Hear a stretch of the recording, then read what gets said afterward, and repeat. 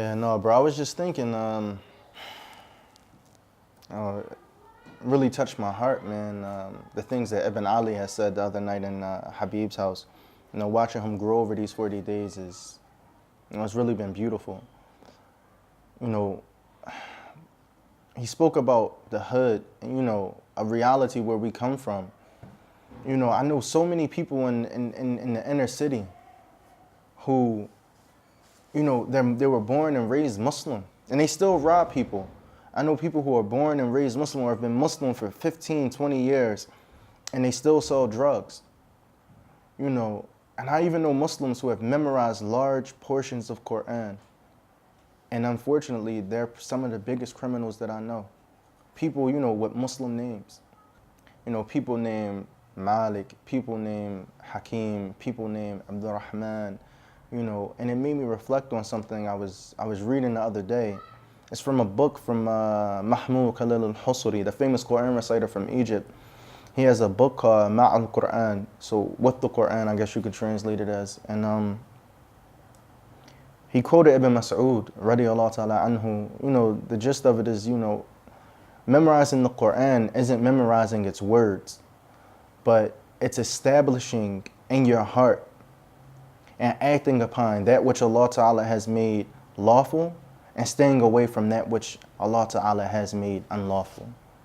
You think about that hadith, and how many huffaz, people who memorize the Quran, not just large portions, but people who have memorized the Quran, who just say, things that you wouldn't believe they would say, or act in ways that you wouldn't believe that they should be acting like this. And it's because the reality of memorizing the Quran isn't memorizing word for word the Quran and having a beautiful voice and a beautiful recitation, but I would rather we call someone a hafid the Quran if they only memorize juz amma, but they're constantly reciting the Quran and they're acting on the Quran. To me, that's a hafid the Quran. These other people, unfortunately, afwan, they're not really hufad if they're not really sticking to the principles of the Quran. You think about, why hasn't the West embraced Islam yet? This is the truth. We have wahi, we have the nur of the Quran. And the reality is that, unfortunately, people are not acting on the Quran.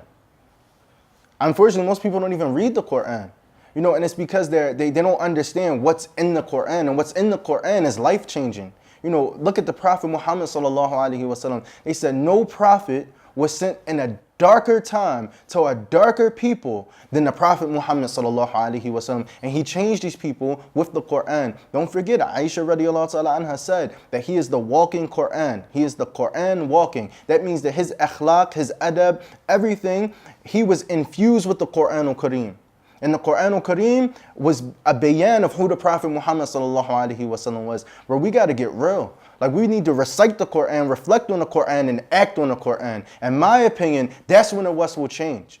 How many scholars in this time, it's so many. Ajib, today we took a group of brothers to visit Habib Ali Abu Bakr. And he said, they were asking about the curriculum in his school.